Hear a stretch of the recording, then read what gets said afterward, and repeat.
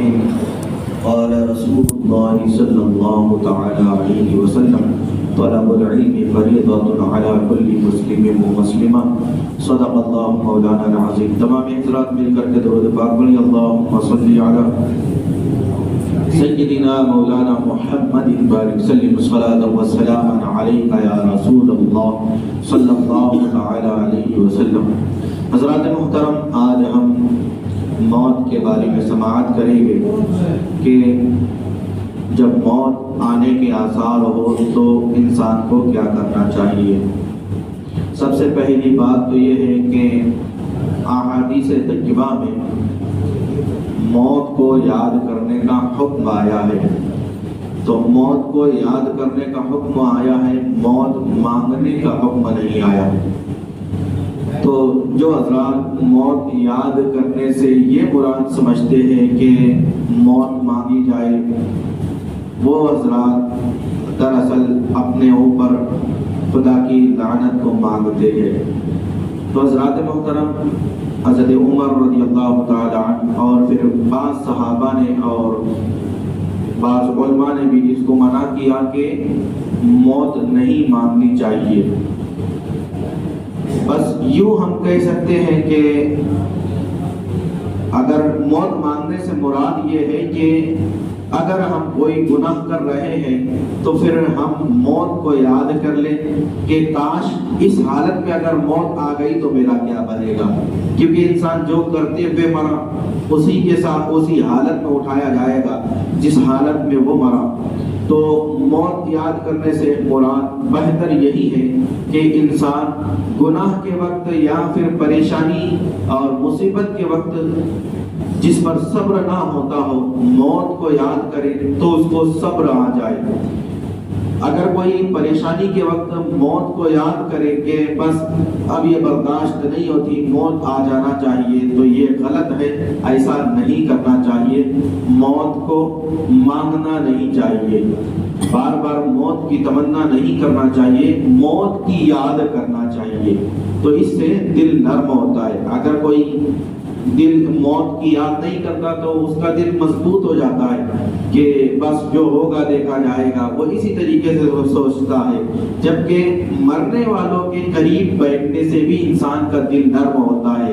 جو اس کی کیفیت کو وہ دیکھتا ہے کہ مرنے والا کس تکلیف سے گزر رہا ہے تو انسان کے دل کی کیفیت بدلنا شروع ہو جاتی ہے. واللہ عالم، آج تو ایسے حالات ہو چکے ہیں کہ کئی جنازے ہم اپنے ہاتھ سے اٹھاتے ہیں، پھر بھی دنیا ہماری زبانوں پر اس وقت بھی رہتی ہے جس وقت عبرت حاصل کرنے کا ہمیں وقت رہتا ہے. جو وقت ہمارے لیے عبرت حاصل کرنے کا وقت رہتا ہے اس وقت بھی ہم ایک دوسرے کی برائی اور نہ جانے کیا سے کیا باتیں، کبھی کدھر کی باتیں، کبھی کسی کافر کی باتیں، نہ جانے کیا سے کیا کیا کرتے ہیں. جب عبرت حاصل کرنے کا وقت ہے حضرات محترم، کم سے کم اتنا بھی تو مضبوط دل نہ ہو کہ جہاں پر عبرت حاصل کرنا ہو وہاں پر بری باتیں کی جائے. تو حضرات محترم، اگر کسی شخص کے اندر موت کے آثار پائے جائے کہ ہو سکتا ہے کہ اس کی موت واقع ہونے والی ہو، موت ہو جانے والی ہو، تو سب سے پہلے گھر والوں کو یہ چاہیے کہ مرد ہے تو بھائی، بیٹا یا باپ، اور عورت ہے تو گھر کی عورتیں، اس کے جسم کی صفائی جیسے موئے زیر ناف یہ صاف کروائے اور پردے کا اس کا خاص طور پہ اہتمام کرے. اور مرد ہے تو اس کے گھر والے مرد اس کے موئے زیر ناف کروائے اور پھر داڑھی کا خط وغیرہ بنوائے. یہ چیزیں پہلے کے پہلے کر کے رکھ دینے کی ہوتی ہے. پھر جب یہ ہو جائے تو اس بیمار شخص کو چارپائی کھٹیاں وغیرہ پر لیٹا دینا چاہیے اور اس کے اوپر کوئی اچھا سا کپڑا وغیرہ ڈھک دینا چاہیے اور بار بار اس سے بات کر کے اس کو پریشان کرنے کی کوشش نہیں کرنا چاہیے. اگر اس کی زبان چل رہی ہے تو کوئی نیک شخص جو پرہیزگار ہو، عبادت گزار ہو، اس شخص کا اس کے قریب ہونا ضروری ہے۔ یہ نہیں کہ چگل خور یا پھر گالی گلوچ والے یا پھر طنز اور نہ جانے کون کون سے کلام کرنے والے اس کے پاس موجود ہو، ایسا نہیں ہونا چاہیے، بلکہ نیک لوگوں کا اس کے پاس زیادہ ہونا ضروری ہوتا ہے۔ اور اس کے پاس بیٹھ کر کے کیا کرنا ہوتا ہے؟ کلمے کی تلقین کرنا ہوتا ہے۔ کلمہ طیبہ اشہد ان لا الہ الا اللہ واشہد ان محمد رسول اللہ، یا پھر لا الہ الا اللہ محمد رسول اللہ صلی اللہ تعالی علیہ وسلم، اس طریقے سے خود ہی پڑھتا رہے۔ اس کو مرنے والے کو یہ نہیں کہنا چاہیے کہ میں بھی پڑھ رہا ہوں تو بھی پڑھ، میں پڑھ رہا ہوں تو بھی پڑھ، پڑھ دے، مرنے سے پہلے پڑھ دے، اس طریقے کا زور نہیں دینا چاہیے۔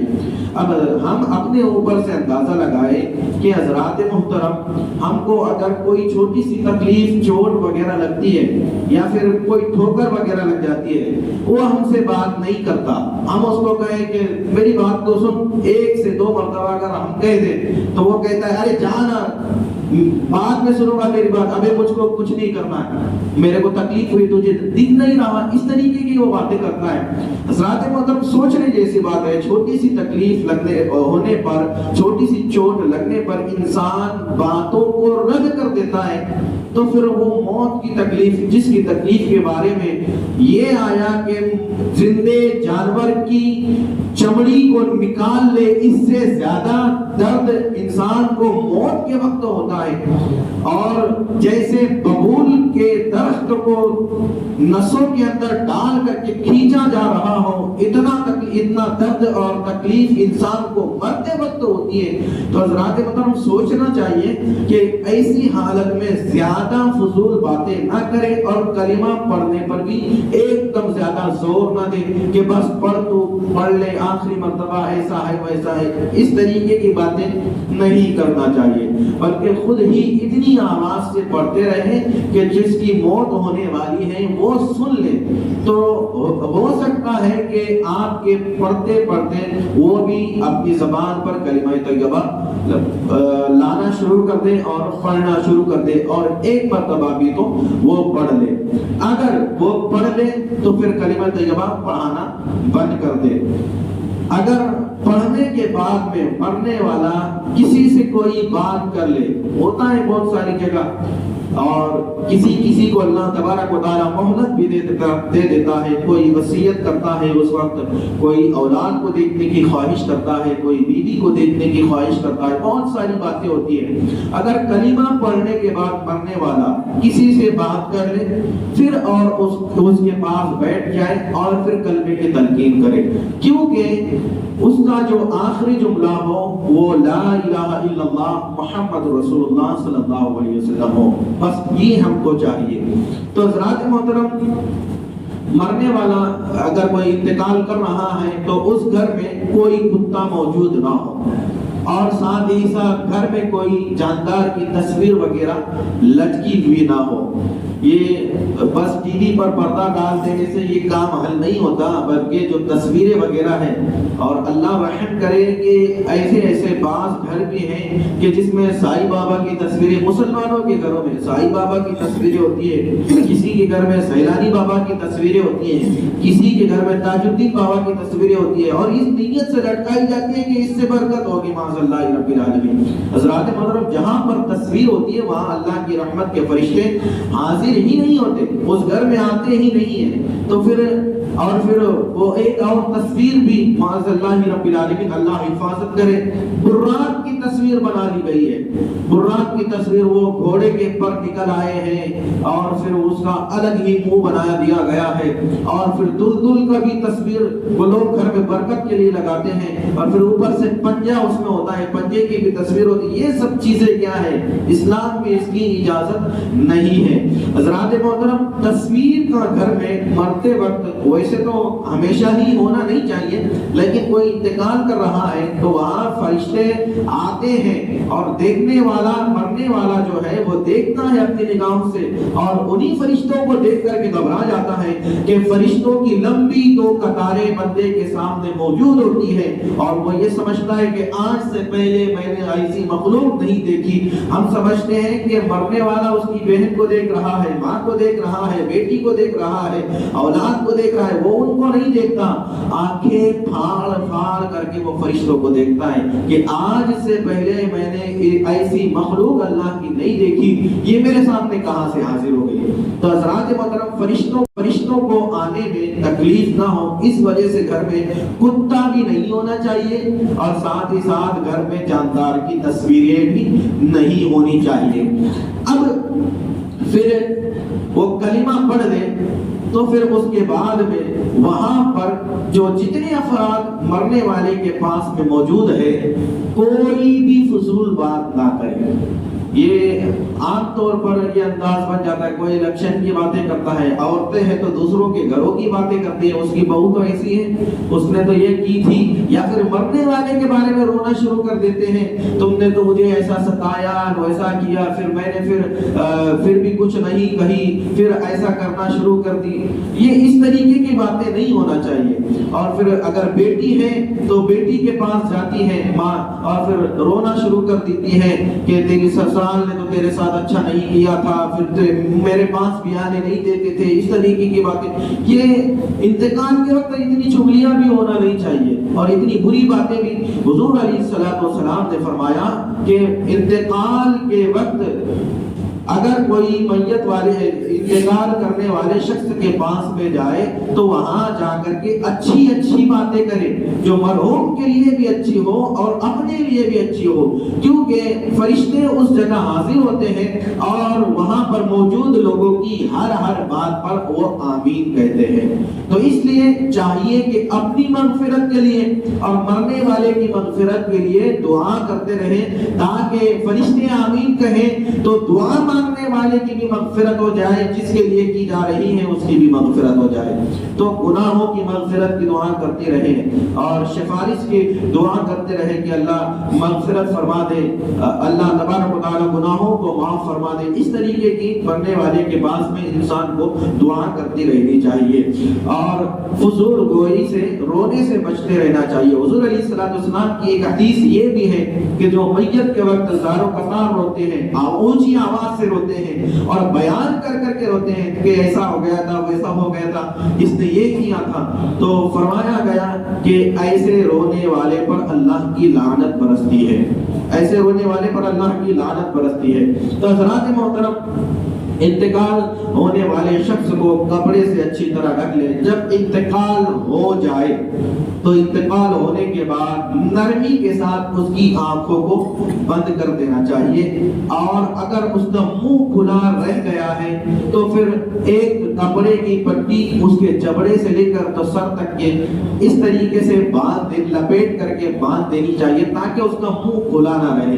یہ بھی ایک اچھی بات ہے کہ مسلمانوں میں اگر تھوڑا سا ایسا رہ گیا نا، ارے اس کے اعمال صحیح نہیں تھے، اس کا منہ ٹیڑھا ہو گیا تھا، اس کا منہ کھلا رہ گیا تھا، کون کتنا پانی میں ہے یہ ہر کوئی جانتا ہے، ہم دوسروں کی باتیں کرنا بند کر دیں۔ تو حضرات محترم، ہم دوسرے کی میت میں جاتے ہیں تو کہ برائی دیکھنے کے لیے جا رہے ہیں؟ حضرات محترم، یہ نہیں ہونا چاہیے۔ منہ اگر کھلا رہ جائے میت کا تو اس کے جبڑے سے لے کر، یعنی داڑھی پاس سے لے کر تو سر تک کے لپیٹ کر کے کپڑا پٹی اچھے طریقے سے باندھ دے تاکہ بعد میں جو جسم اکڑ جائے تو اس میں منہ بند کے بند رہے، اور ہاتھ پائے اگر ٹیڑھے وغیرہ ہو گئے ہیں تو اس وقت جیسے ہی جان نکلے اس وقت وہ نرم رہتے ہیں، اگر سیدھے کریں گے تو فوراً وہ اچھے طریقے سے سیدھے ہو جائیں گے۔ تو ہاتھ پیروں کو برابر سیدھا کر دیں۔ بوڑھے حضرات کے پیر اس طریقے سے ہو جاتے ہیں، جو پیر کے پنجے ہیں اس طریقے سے ہو جاتے ہیں، تو ان کے انگوٹھوں کو اگر باندھ دیں گے دھاگے یا پھر کوئی کپڑے کی پٹی وغیرہ سے تو ان کے پیر بھی سیدھے رہیں گے، تو یہ کر دینا چاہیے۔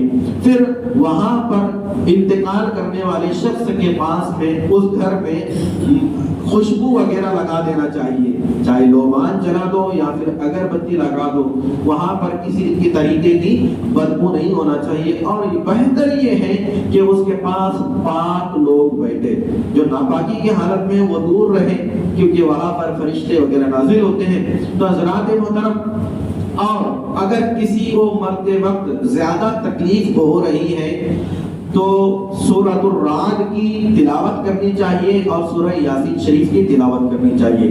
اس سے کیا ہوتا ہے، اللہ تبارک و تعالی اس صورتوں کی برکت سے مرنے والی کی تکلیفوں میں کمی کر دیتا ہے اور آسانی کے ساتھ اس کی موت ہوتی ہے۔ ہم نے بہت سارے ایسے بھی دیکھے ہیں کہ وہ لوگ کہہ رہے ہیں کہ بس اس کا آخری وقت آ گیا ہے اور جاؤ جا کر کے یاسین شریف پڑھو، اللہ نے اس کی قسمت میں اگر زندگی لکھی ہے تو کچھ ہی پلوں میں اس کو سکون ملتا ہے اور وہ ٹھیک ہو جاتا ہے۔ سورہ یاسین شریف میں بہت شفا رکھی ہے اللہ خالق کائنات نے۔ تو حضرات محترم، یہ صرف مرنے والے کے پاس ہی نہیں پڑھی جاتی بلکہ بیمار کے پاس بھی پڑھی جائے تو بھی شفا کا باعث بنتی ہے سورہ یاسین شریف۔ تو یہ ہر بیمار کے پاس بھی پڑھنی چاہیے اور بالخصوص مرنے والے کے پاس یہ ضرور پڑھنی چاہیے سورہ یاسین شریف۔ اگر زیادہ درد ہو تو سورۃ الملک اور سورۃ الرعد پڑھنی چاہیے۔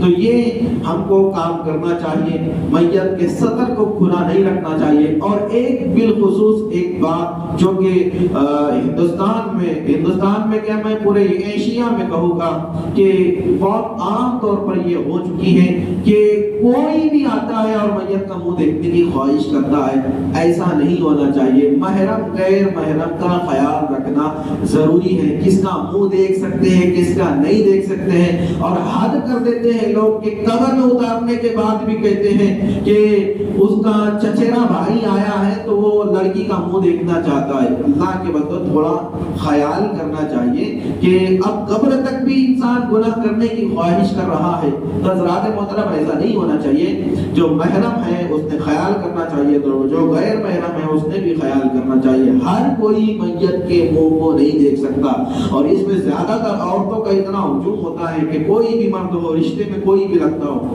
وہ جب تک کہ 4-5 بار منہ نہیں دیکھے گی اس کے دل کو سکون ہی نہیں ملے گا۔ تو حضرات محترم، ایسے بھی نہیں ہونا چاہیے۔